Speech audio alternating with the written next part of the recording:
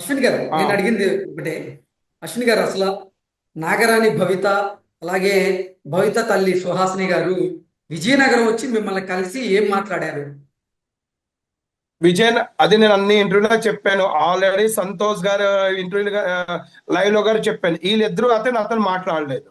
ఉమ్, ఇది ఇది జరిగిన యాకరెడ్డి గారు తెచ్చినప్పుడు ఆల్రెడీ ఇలా 5 బిందులు వాటర్ వేసారు, ఇక్కడ డెడ్ బాడీలు ఉన్నాయి, మేము తీస్తాం అని చెప్పారు. తీసిన తర్వాత తెల్లవారి పిల్ల కరెక్ట్ గా 6-6:30కి వేసింది మార్నింగ్. ఉమ్, వేసిన తర్వాత తవ్వడానికి పక్కన మనుషులు పిలిపించాం. మనుషులు ఇక్కడ 8:30-9 గంటలకు వస్తారు. ఉమ్, పెట్టిన తర్వాత వీళ్ళు ముగ్గురు వెయిట్ చేశారు. అక్కడికి వెళ్ళిపోయారు ఆఫీస్ కి, టెంపుల్ నుంచి. అక్కడికి వెళ్ళిపోయిన తర్వాత సాయంకాలం కరెక్ట్గా 4:30కి ఆ టికెట్ బుక్ చేసుకొని వీళ్ళు వెళ్ళిపోయారు. వెళ్ళిపోయిన తర్వాత అప్పటికే అన్నారు, మళ్ళీ తవ్వించడం స్టార్ట్ చేశారు కదా, మరి ఎందుకు వెళ్ళిపోతున్నారు అని అడిగాను. లేదు, వీళ్ళకి వదిలేసి ఇంక టైం పడుతుంది కదా, ఇలా ఒక రోజులో అవుతుంది కదా, నేను వెళ్ళి పని ఉన్నది, ఆ వీళ్ళు వెళ్ళి మళ్ళీ వస్తారన్నారు. అదే నేను మీడియాకి ఏంటి చెప్పాను, ఈ పిల్ల దగ్గర లేదు అన్నాను. కానీ ఇప్పుడు ఒక కోచ్ని అడుగుతాను, ఈ పిల్ల వాటర్ అయిబట్టే కదా మనం అక్కడ తవ్వించాం. సరే వీళ్ళు ఇప్పుడే నాకు తెలియదు, గొయ్యిని మీరు తవ్వించలేదు, మేము స్పాట్ లో లేము, మేమైతే వెళ్ళిపోయాము, అతను అది ఒప్పుకున్నాడు అన్నారు. మీ మీ నేను టెంపుల్ దగ్గర గుంతలు తవ్వింది ఎవరు? వీళ్ళు ముగ్గురేనండి. మరి వీళ్ళు ముగ్గురు రాబట్టే కదా తవ్వే, వీళ్ళు తవ్వలేదు కదా. వీళ్ళు వీళ్ళు కిందకి దిగి తవ్వలేదు, మా వర్కర్లు తవ్వించారు. ఈ తవ్వించిన వాళ్ళు చెయ్యిలు వీళ్ళు వాటర్ అయిబట్టే కదా మనం తవ్వాము. ఉమ్. అంటే మీరు తవ్వేటప్పుడు ఇప్పుడు మీరు లేరా? నేనున్నాను. మరి ఎందుకు అడ్డుకోలేదు? తవ్వే ఇప్పుడు మనం ఆల్రెడీ మేము చెప్పాం కదా, ప్రతి ఇంటర్వ్యూ చెప్పాం. ఇది మాకు డెడ్ బాడీ ఇవ్వండి, ఆల్రెడీ 3 lakhs రూపీస్ వీళ్ళు పే చే ఆల్రెడీ శ్రీకాంత్ ఇచ్చారు వీళ్ళకి. ఉమ్, శ్రీకాంత్ 3 lakhs రూపీస్ ఇచ్చారు. ఇచ్చిన తర్వాత వీళ్ళు వచ్చారు.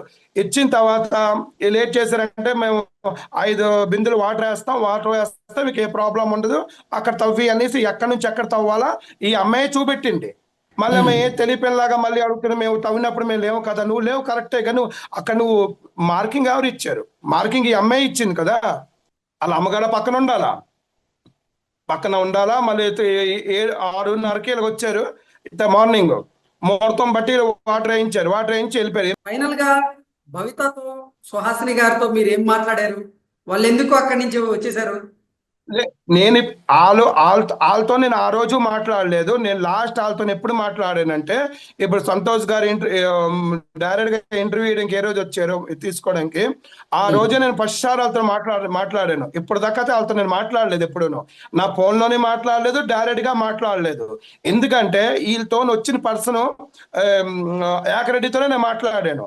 ఉమ్, మాట్లాడినప్పుడు ఇప్పుడు యాకరెడ్డి ఏంటి చెప్పాడు, మా ఫ్యామిలీ మా అమ్మాయి అని చెప్పాడు. ఇప్పుడు మేము ఆ, ఇల్లు కట్టిస్తున్నాం, అది కట్టిస్తున్నాం అంటే, ఇప్పుడు ఒకటండి, ఒక లేడీస్ కి మనం ప్రతిసారి మీడియాలో తప్పు చెప్పకూడదు. అదేంటంటే ఏది లేకుండా వీళ్ళు ముగ్గురు ఎలాగొచ్చారు. యాకిరెడ్డి ఇతను వచ్చినప్పుడు నేను ఆల్రెడీ అన్నాను, జెంట్స్ అక్కడ ఫ్యామిలీ కాదా అంటే, ఫ్యామిలీ కాపోయినప్పుడు లేడీస్ ఇక్కడ టెంపుల్లోనే ఉన్నది, ఇక్కడ ఉండిపోండి అన్నాం. ఉమ్, ఇక్కడ ఆల్రెడీ రూమ్స్ ఉన్నాయి టెంపుల్లో ఉండలేదు. వీళ్ళు ఎందుకు అక్కడికి వెళ్ళారు? ఉమ్, వీళ్ళు ఆఫీస్ రూమ్ లో ఎందుకు వెళ్ళారు? ఆల్రెడీ మేము ఇక్కడే ఉంటున్నాం కదా, ఇక్కడ మా ఫ్యామిలీ ఉంటుంది, నువ్వు ఆల్రెడీ ఇక్కడ తవ్వడం స్టార్ట్ చేసావు, ఇక్కడ ఉండిపో అంటే, లేదు నేను అక్కడికి వెళ్ళిపోతాను అనుకుని అక్కడికి వెళ్ళిపోయింది. దాని ఎందుకు తర్వాత వెళ్ళారు? ఇంటర్వ్యూలో నేట్ చెప్పింది. ఎందుకు వెళ్ళారు అన్న నేను చెప్పలేను కదా, వాళ్ళు అక్కడికి వెళ్ళిపోయారు. వాళ్ళు ఉమ్, ఆ రూమ్ కి వెళ్ళిపోయారు. వీళ్ళు ఆ రూమ్ లో ఏంటంటే 2 bedrooms అది. ఓకే. ఆ బెడ్రూమ్ కి అక్కడికి వెళ్ళిపోయారు వీళ్ళు. ఇప్పుడు గడిగడికి ఒకే మాట. ఇప్పుడు సబ్జెక్టు, ఇప్పుడు మనం ఒక రూట్ కొని వెళ్తుంటే, ఇప్పుడు ఏంటంటే అశ్విని గారు నా మీద నిందలేస్తారు, అదేస్తారు, అది తప్ప, అది వేరే మాట. వీళ్ళు రూట్ మారుస్తున్నారు. ఎందుకు ఉమ్, రూట్ మారుస్తున్నారు అంటే, ఫస్ట్ ఏంటంటే సబ్జెక్ట్ ఎలా స్టార్ట్ అయింది ఇక్కడ. ఉమ్, వీళ్ళు ఫస్ట్ మేము పాము ఉన్నాం, ఇప్పటికే నిన్న అప్పటికి మళ్ళీ ఇంటర్వ్యూ చెప్తుంది, ఇప్పటికీ నాకు మచ్చలు ఉన్నాయి. మచ్చలు ఉంటే క్లియర్ చెయ్యాలి కదా, ఎక్కడ మచ్చలు ఉన్నాయి? మచ్చలు ఉమ్, ఉంటే ఎవరికి కనిపించలేదు. ఎవరికి ఏ మీడియా వాళ్ళకి కనిపించలేదు, ఎవరికి ఆ పిల్లకే మచ్చలు ఉన్నది కనిపించదు. ఇంకేటనుకుంటాం? ఉమ్, సరే ఈ పిల్ల కొంచెంసేపుకి అన్ని కరెక్టేనండి. గత జనపోని ఆ, నేను కొంచెంసేపు ఆలోచిస్తాకి అశ్విని తప్పు చేశాడు ఒక నింద పెట్టి. ఆ నింద ఉమ్, పెట్టినంత పోనీ, నింద పెట్టింది అది అబద్ధాలు నిజం ఆ తర్వాత చూసాం. కానీ ఇందుకు వీళ్ళు విజయనగరం షూటింగ్ రాకముందు సుహాసిని ఎవరో, భవిత ఎవరో, యాకరెడ్డి ఎవరో నాకు తెలీదు. ఉమ్, తెలియపోయినప్పుడు వీళ్ళతో నాకు శత్రుత్వం ఏంటి? ఉమ్, ఉం? ఇంకోటి ఏంటంటే, వీళ్ళు 8 నెలలు మీడియా రాకముందు గవర్నమెంట్ కి వెళ్ళారు. గవర్నమెంట్ ఆఫీస్కి వెళ్ళి అక్కడ నుంచి ఇక్కడ లోకల్ ఒక ఎమ్మెల్యే ఉన్నారు, అతని కీ పర్సన్ గారు ఇతను ఫోన్ చేసి నంబర్లు అడిగారు. ఎవరు ప్రసాద్ గారు అని అంటే చెప్పి మీ అతని టెంపుల్ ద్వారాగా గురించి అశ్విన్ గారు, మీ మా టెంపుల్ టెంపుల్ గురించి కు భవిత చెప్తుందంతా అబద్ధమేనా? 100% నిజమా? అబద్ధాలు. ఉమ్, 100 ఏంటి లిజు అంటే వాళ్ళు ఇక్కడ రావాలి కదా మీడియా. ఒక్క నిమిషం, నేను ఒక్క క్వశ్చన్ అడుగుతాను, మీడియా అది ఎందుకు వెళ్ళారు? ఉమ్, వాళ్ళు ఏంటనుకున్నారంటే అశ్విని ఎప్పుడు విజయనగరం నుంచి అశ్విని విజయనగరం చాలా దూరం ఉంటుంది, అతను హైదరాబాద్ మీడియాకి టచ్ చేయలేకపోయారు.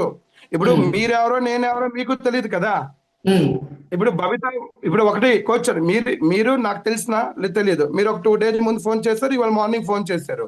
ఇప్పుడు ఉమ్, కృష్ణ గారు ఎవరు, అశ్విని గారు ఎవరు ఎలా తెలుసు? ఇప్పుడు మెయిన్ మిడిటర్ ఎవరు? భవిత వల్లే కదా మరి పరిచయం. ఉమ్, అలాగే ఇప్పుడు ఒకటి, వీళ్ళు మీడియా దగ్గరికి ఎందుకు వెళ్ళారు? ఫస్ట్ క్వశ్చన్ ఇది, నా గుళ్ళోని విగ్రహాలు ఉన్నాయో, టెంపుల్స్ ఉమ్, ఉన్నాయో, బాడీస్ ఉన్నాయో తర్వాత విషయం. అశ్విని గారు ఒప్పుకున్నారు. నాకైతే వీళ్ళు తోటలు మెంటలు ఎక్కించారండి. ఉమ్, ఇప్పుడు వీళ్ళ తోటలు 8 నెలలతో మెంటలు ఎక్కించారు. ఎందుకంటే నేను సైలెన్స్ గున్నోడికి నేను ఏదోదో ఉమ్, చెప్తాను. ఇప్పుడు పిచ్చెక్కించారు. ఇప్పుడు తెల్లవారు మళ్ళీ కాల్ చేస్తారా, నేను ఇప్పుడు ఉన్న పొజిషన్ లో 50,000 వాళ్ళకి ఎక్కడి నుంచి తెచ్చి ఇవ్వాలా?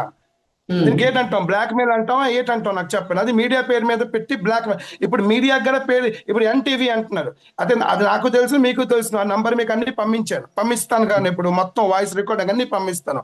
అలా ఎన్టీవీ ఓకే. అయితే కాదు, ఎన్టీవీ కాదు. కానీ ఎందుకంటే మీడియా ఇప్పుడు దీంట్లో మీడియా బదనాం అవుతుంది. ఎవరి వల్ల అవుతుంది? అశ్విని వల్ల, నాగరాజ్ వల్ల, భవిత వల్ల. ఓకే. ఉం? ఏ, దీని ముందు సో నాకు నాగరాణి భవిత వల్ల అయితే మీరు చాలా ఇబ్బందులు ఎదుర్కొన్నారని చెప్తున్నారు అయితే ఫైనల్ గా. ఇప్పుడు 100 మీ ఎదురుగా నేను ఇవాళ మార్నింగ్ మీ ఎదురుగా నేను మాట్లాడాను. ఇవాళ డే 2 టైం చూసుకోండి. ఇప్పటికి ప్రూఫ్ ఇచ్చాను. కావాలంటే ఉమ్. నంబర్ కూడా మీకు పంపిస్తాను.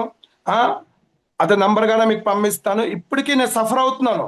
దానివల్ల నాకు రోజుకి నేను ఆల్రెడీ ఏంటంటే వాళ్ళు మెంటల్ ఉన్నారో లేదో నాకు తెలియదు, కానీ నేను మెంటల్ ఎక్కిపోతాను. ఓకే. ఎందుకంటే దీనికి ఇప్పటికే మీరు పోలీస్ స్టాప్ పెట్టకపోతే నేను మెంటల్ ఎక్కిపోతాను. నేను ఏంటంటే నాకే తెలియకొట్టుంది, పిచ్చెక్కిచ్చిస్తున్నారు వీళ్ళు గడిగడికి. ఓకే ఇప్పుడు అశ్విని గారు, ఒక కాల్స్ పని చేయండి. వస్తున్నాయి. మీకు ఎవరైతే కాల్ చేశారో, మీకు ఎవరైతే ఆ, ఈ స్కానర్ పంపించారో వాళ్ళ నెంబర్ మాకు పంపించండి. యా, అలాగే మీ దగ్గర ఉన్నటువంటి ఆధారాలు మాకు పంపించండి. మేము వాళ్ళతో మాట్లాడే 100%, ప్రయత్నం చేసి మళ్ళీ 100%. మీతో నేను మళ్ళీ మాట్లాడతాను. Okay sir, thank you. మీరు ఎంత బేగా ఈ మ్యాటర్ క్లోజ్ చేసి కదా. ఇప్పుడు వాళ్ళు ఆల్రెడీ ఏంటంటే వాళ్ళు ఇంకా అండర్ గ్రౌండ్ లో దూరిపోయారు. వాళ్ళు మళ్ళీ వాళ్ళు ఉమ్. పట్టుకొని తెచ్చి ఇప్పుడు వాళ్ళు ఇప్పుడు అసలు అమ్మాయిలు కదా, వాళ్ళు వారు మిమ్మల్ని వాళ్ళు ఎందుకు బెదిరిస్తున్నారు? వాళ్ళకి ఏం కావాలో ఏంటనేది మీరు నాకు ఆ నెంబర్ పంపించండి. నేను మాట్లాడతాను. నేను ఇన్ని మాట్లాడిన రోజులు తర్వాత అశ్వినికి నేను మళ్ళీ మీ బెదిరించారు. ఇంటర్వ్యూ తీసుకుంటాను. కృష్ణ గారు ఇన్ని రోజులు అశ్వినికి బెదిరించారు. కానీ ఇప్పుడు ఉమ్. ఏంటంటే నా నంబరు వాళ్ళు ఏంటనుకుంటున్నారు, నాకు నాగరాజు అనుకుంటున్నాడు, ఉమ్. కార్తికేయ. ఎందుకంటే కార్తికేయ అతను ఏంటంటే మీకు వాయిస్ రికార్డ్, నువ్వు బాణం గుర్తులు చూపెట్టలేకపోతున్నావు. ఎందుకంటే ఉమ్. బాణం గుర్తులు లేవని అందరికీ తెలుసు. అతను ఏంటంటే అతను నాకేంటనుకుంటున్నా, నేను అప్పుడు ఏం చేశాను అంటే కొంచెం డల్గా మాట్లాడాను. అతను అంటున్నాడు కదా ఏడుచుకొని మీరు మాట్లాడారని, అంటే నేను ఉమ్. కొంచెం డల్గా మాట్లాడాను. అశ్విని సార్ నాకు గారు, ప్లీజ్ నాకు సార్ సేవ్ మీరు చెప్పేది చేసేయండి. ప్రతి ఒక్కటి నాకు అర్థమైంది.